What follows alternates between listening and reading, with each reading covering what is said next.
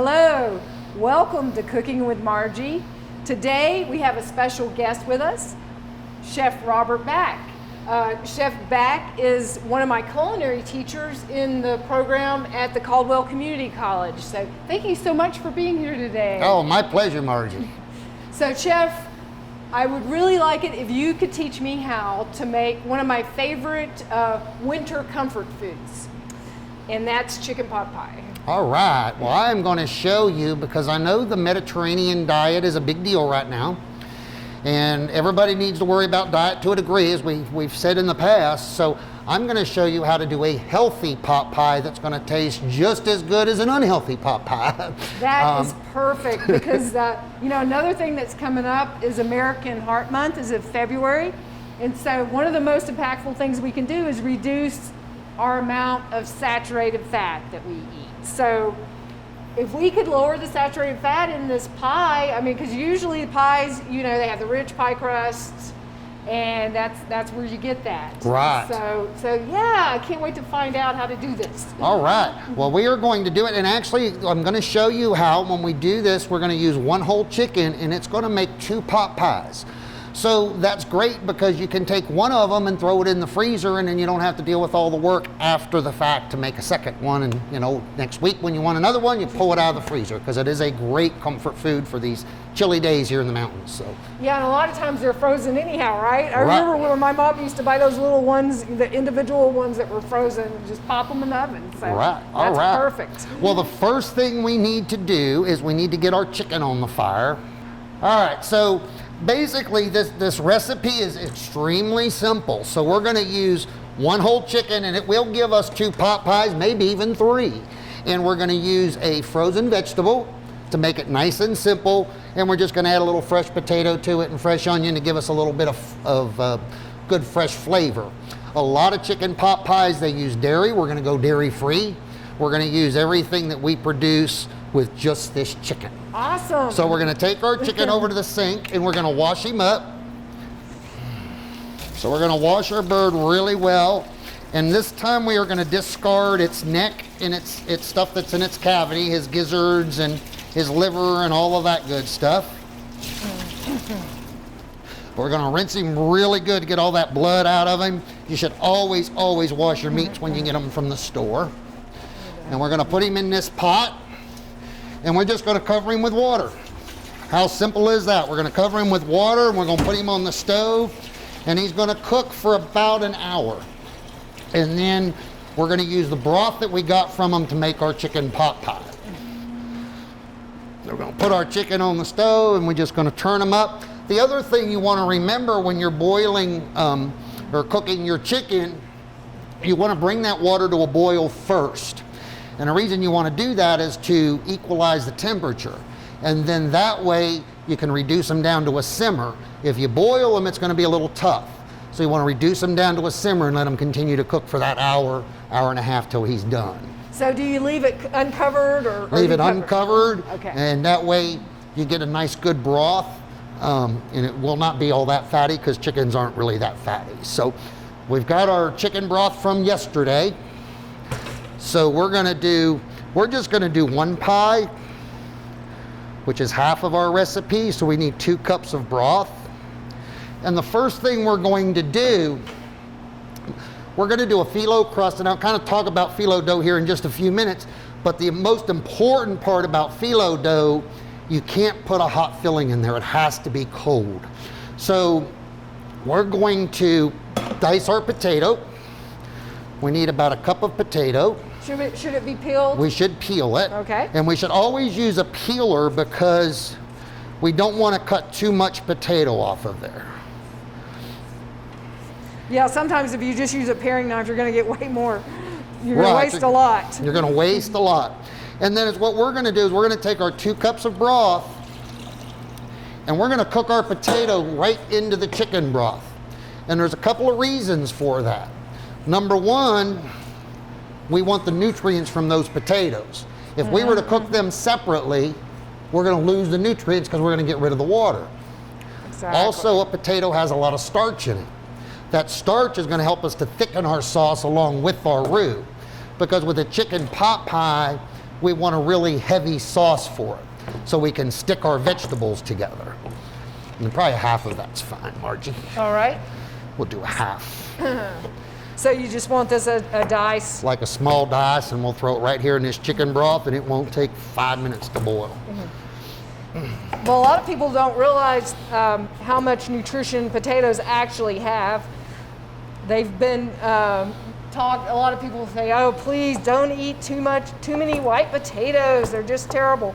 And I think the reason for that is white potatoes are often consumed as French fries, right? Right, exactly.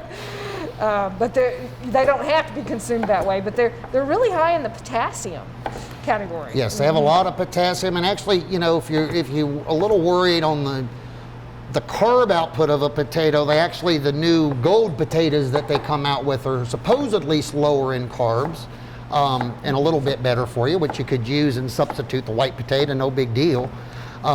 The other thing is too, if you don't want to do this from scratch, like say you roasted a chicken on Sunday for dinner and you had a bunch left over, and you wanted to use that chicken, that's not a problem. Just buy you the store chicken broth, low sodium, of course, because you don't want all that salt. But you can just buy that from the grocery store and use your leftover chicken to make the same dish, follow everything else except for the cooking of the chicken. So here I'm going to switch this to my back stove just so we can get it boiling good and get those potatoes cooking. And then here we'll go ahead and start to make our filling. Because like I said, we want to get our filling done so it can be chilling while we get our crust ready to go. So with our filling, we're going to use a 1/4 cup of pomace oil, which is a blend of olive oil and canola oil. That way we don't get too much of an olive oil flavor in our finished product. And that's a good heart healthy oil as well. Yes, olive oil is a very good heart healthy. And then a 1/4 cup of flour, and this is going to make our roux. And one thing that you've taught us is that whenever you want to make a roux for thickening, as a thickening agent, you use equal parts of fat to flour. Equal parts of fat to flour, and also, you know, I mean, I know our recipe says a 1/4 cup, but it's basically 2 tablespoons per cup of liquid. That's kind of a really important thing to remember in cooking, because no matter what sauce you're making, if you made a roast and you want to make a sauce, you know that you need that 2 tablespoons per cup of broth that you have. So that's 2 tablespoons of the roux. Of the roux. Okay. So are we making a blonde roux here? Here we're going to do a blonde roux because our pot pie should be kind of that chicken broth color, so kind of like that pale yellowish color. Right. Now, you know, sometimes you see chicken pot pie and it's got like a white tint to it, a white color to it. A lot of times people add dairy to their chicken pot pie. It is not necessary to add dairy to it. And dairy, of course, you're just adding that lactose that a lot of people can't have. You're adding more fat. So, you know, we're trying to do this one. We are doing this one much lower fat. That way, you know, with Heart Month coming up and with the Mediterranean diet and all that good stuff, we don't want much fat at all in our diet. We need a little bit, but not much. Right, the good kind. And the good fats. So here we're going to heat up for just a minute. And then we're going to get our 1/2 cup of onions.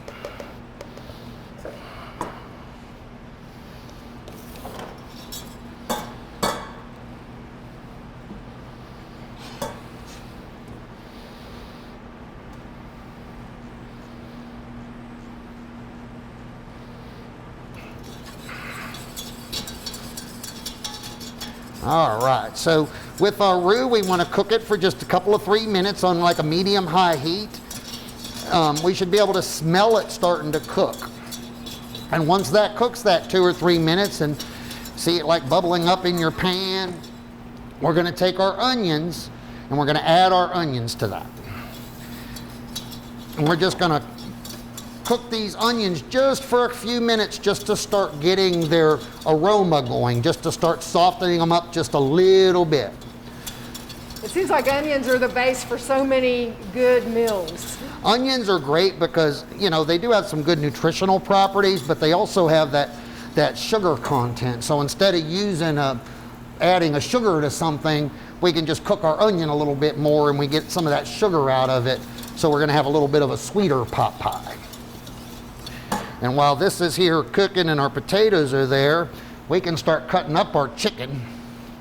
So like I said, we have a half of a chicken already cooked. Very good. And we're just gonna take it off. If you wanna just take this all off the bone, of course, no skin. Just tearing that off, okay. And then we're gonna dice it up the best we can. And all parts of them. We don't really want much waste on him. So you just cooked this, you just kind of simmered it for 60 to 90 minutes, is that what you said? I simmered this for 60 to 90 minutes in whole form, and then I just pulled him out of the broth and then let him cool in the refrigerator. And then I just separated so we had it ready to go for today. And if you had a rotisserie chicken, you could use that. You could use that rotisserie chicken. You could use, like I was saying, you could use leftover chickens. If you had a leftover, you know, roasted chicken that you did at home for dinner, you could use leftover fried chicken. You know, anything that would work that, you know, you'd have to pull the skin or the coating off of it. You don't want anything that's overly seasoned, because really a pot pie should really be vegetables and chicken, and that should be your primary flavor.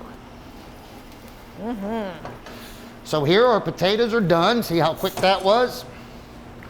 So we are going to strain our chicken broth right into our sauce. And that was 2 cups, right? That was 2 cups that we did our potatoes in. So we're just gonna let this sauce thicken up a little bit. And then a lot of times, if you get your planning right, and you get your chicken ready to go, put that in the fridge so it's nice and cold. There's another reason for that. So here we're going to use frozen vegetables also, and we're keeping those in the freezer because when we add those frozen and those cold items of this hot sauce, it's going to help bring that temperature down immediately. So that way we don't have to wait as long for it to chill for us. And it's also a good food safety issue because, the faster you can cool something, the better off you are. You want to keep stuff out of that quote-unquote danger zone. Well, I'm a real fan of frozen vegetables. I mean, they can be so affordable and they're easy. They're very easy, and a lot of times they're just as nutritious, if not more nutritious, than the ones you buy fresh from a grocery store. Vegetables tend to lose minerals, vitamins, flavor from the moment they're picked. So, if it's nice weather and you can get stuff at the farmer's market, that's awesome because that's nice and freshly picked. But in these off seasons, sometimes your frozen vegetables have a lot better flavor than our fresh vegetables do, and more nutrition. So we've got our sauce mixed up. We're gonna add a little bit of white pepper, and you can use black pepper. We're going to add our ½ teaspoon of sage. And I don't know if we're going to need salt, so we're going to wait and add the salt. You should always add the salt at the end, is that right? Always add salt at the end, and always double check the flavor, because a lot of times with vegetables, you don't really have to have a lot of salt in there. And then certain vegetables might take a little bit more, so we're going to throw the potatoes in there. As soon as you get that chicken chunked up, we'll throw that in here. And I am going to go to the freezer and grab our vegetables because, like I said, I wanted to keep them in the freezer. I didn't want them to get soft on us. So go ahead and put this in? Yep, throw that right in the pot, Marge. All right.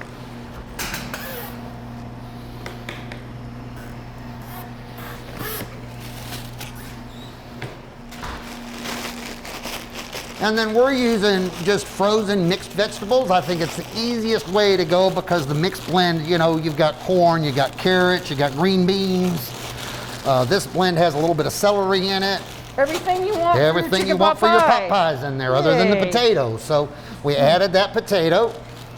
Now we've got the cold chicken in there, and this is turned off. I've just got it sitting on my burner, but it is turned off, so it's not getting any heat. And we're going to dump our bag of vegetables in there. All right, so now we got our vegetables added to our broth. We're just going to stir this up really well. And as you can see with the pot pie, you don't want a lot of excessive sauce in there. You want just enough sauce to bind all of your ingredients together. So you want just enough sauce to make your vegetables stick together and your chicken to stick together. Well, that looks perfect then. So we've got a perfect consistency here. And like I say, with those vegetables already being frozen and no heat, this filling is already pretty much ice cold, which is great. So then we can start putting our pie together. Perfect. That took no time. This is a very quick and simple thing, and like I say, we wrote the recipe and using a whole chicken. I like to do that because I like having that extra pie ready to go, so I can take a day off cooking if I want to. That's always good. No matter how much you like to cook, it's nice not to always have to. So now we're going to, instead of a traditional pie crust, because pie crust, as we know, has lots of fat in it. So instead of pie crust, we're going to use phyllo dough. Now phyllo dough comes in your freezer section at the grocery store. I have never used it. Very hard to make, so you don't want to make it from scratch. It's much easier to go out and buy it. But the nice thing about phyllo dough is it's very, very, very low fat. They're very thin sheets, so there is no automatic flakiness to it. You have to build that flakiness up. So there's a couple of ways to do that. You can build the flakiness up by layering it with some butter or some oil. And like we said, we want to try to stay fat-free if we can.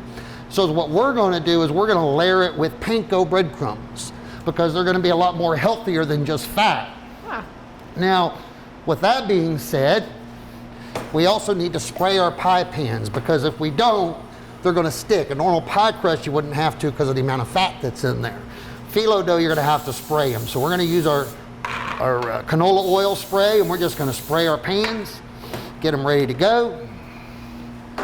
Then the other thing with phyllo dough is phyllo dough dries out very quickly. So when you're dealing with phyllo dough, you want to have a very damp towel, not too wet, just damp, so we can cover it as we're working with it. After about a minute, it'll dry up. And it can be a little temperamental that way. So you want to just unfold the whole package. And then, like I say, if you have to take a break for a minute, or you got to spray your pans or whatever, just take your nice clean towel and just lay that over the top of it. So we're going to just take our layers, and as you can see, phyllo dough is extremely thin. Wow. It's a Greek pastry dough, and it's extremely thin, so we're just going to lay that in our pie pan. If you want to do one right next to me, that would be awesome. Okay. We'll move this over just a little bit. So we're going to put that in our pan. We're going to sprinkle just a few little panko crumbs on there. And then we're going to get our next layer. We're going to do this 5 times. Okay? So we have 5 layers. I like this. This is fun. Just got to do quick, or we got to cover it with or we have to cover it with that towel because, like I say, it'll dry up pretty darn quick. And it is very, very thin, so you want to make sure you only get 1 layer. And if it breaks, it's no big deal. Just put it on there, put it together. You ain't going, by the time it's done, you're not going to notice that. So, I have seen this before and heard of recipes that used it, but just really have never used it myself. a lot of people are afraid of it because it is so thin. And like I say, if we just unwrap this and let it sit on the counter, it would be no good. It would be no good in 5 minutes. It would be all dried out. And you'll kind of see that when we're done with our, when we're done filling our pies, because just a little bit on the edges here is going to be dried out by the time we're done. So we're doing 5 layers on the bottom. All right, where am I? I'm 3. And then once we get our 5 layers in there, and this makes a little bit more because, as you could tell with my pie plates, they're a little bit on the thinner side, so you could do a deep dish, and that filling wouldn't go quite as far. But like I say, our filling is nice and cold, because we added those cold vegetables and that cold chicken to it. I've got 5 now. All right. So I should cover this. Cover that up with that towel so for us. We're done with it, right? Not yet. We got to put our top on there. Oh, right. Got to have a top. Got to put a top. Now, you know, I have had baklava before. Do they use the phyllo dough for that? Baklava, that is the traditional thing that's made with phyllo dough. And baklava the phyllo dough is layered with nuts, mixed nuts, and it's brushed with butter to give you that crispy layer. So, you know, like I say, we're trying to be healthy here, so we're not brushing the butter on there like a lot of times folks do. And it's what a lot of times is recommended, but if you sprinkle breadcrumbs very lightly like we did, you still get that same flakiness, but you don't get the fat content. That's a great idea. So now we've got our pot pies, we got our 2 pies done. We're going to actually brush a little bit of butter on the edge. And the reason for that is we need just a little bit of butter on the edge to help the next sheet just seal it. That's why we're going to use butter. So it'll stick to it, So it'll right? stick to it. But we're not going to do it with every layer. We're just going to do it on the one bottom layer, and then we're still going to do the same thing. So you're going to do 5 layers on top, just like we did. Okay. We're going to sprinkle just a little bit of a little bit of breadcrumbs on the phyllo dough. This is fun. I think that this would be a good family activity. Well, I don't know. I mean, food could be a lot of fun, you know? Food could be a lot of fun. And it's nice to work with different things, you know? And a lot of people get afraid of working with different things. Don't be afraid. Just go out there and do it. That's the biggest thing I can tell you. So here, like I say, we're just going to do our 5 layers with our little bit of crumbs in between. And all those crumbs are doing is keeping the layers separate so we get a nice flaky crust at the end. Because most people like that nice flakiness. Yeah, it's amazing that I wonder how they make these in the factory. Yeah, they just roll them make extremely thin, and I don't know if I could roll something that thin. So I've always seen it purchased commercially. So now that's my last one. So now that I've got my last one on there, all right, I'm going to take my. Did you take my paring knife? Oh.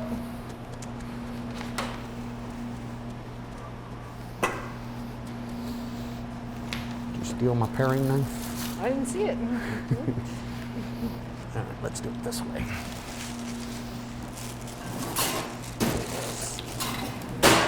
So we're going to just take a kitchen shear and we're going to cut this excess dough off of here. And we're just going to cut it right back to the pie pan. Ah. So as you can see, as we're cutting it, you can see all the little layers in there, and that's what we want to bake up nice and crisp.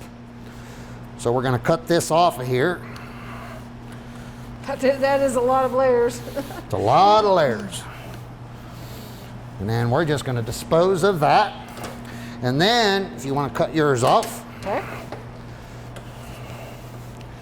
And then once we get it all cut up, we're going to take our melted butter. You need about the total of a tablespoon of butter for this entire recipe is all that's going on there. This top layer, we're going to brush it. We're going to flip it and we're going to brush it again. Okay, so we brushed it lightly. We're going to flip that over just so it kind of helps it stay to top. And then we're going to brush the top of it again just lightly with butter. You know, you could use oil, would work the same. I just wanted to have a little tiny bit of butter flavor since we're not doing any milk or dairy product inside the pie itself. Yeah, it's just that little bit of extra little flavor we needed. Oh, butter does give a good flavor. We cannot deny it. And then we're going to bake these at 400 degrees for about 30 minutes. That's not long at all. And well, like it's already cooked on the inside, so that makes sense. It's already cooked, so all you got to do is heat it up and brown your crust. So now we're going to brush that top nice and then flip it. Oop. See how it's already starting to dry out a little bit on you? It dries out pretty quick. So now go ahead and flip that and then just brush it one more time. Just push it down And then if you were going to freeze this pie, go ahead and wrap that up in saran wrap and throw it in the freezer. Here we're going to go ahead and stick it in the oven, and we're going to bake it for about 30 minutes. And what temperature do you At have 400 that oven? degrees. 400, all right.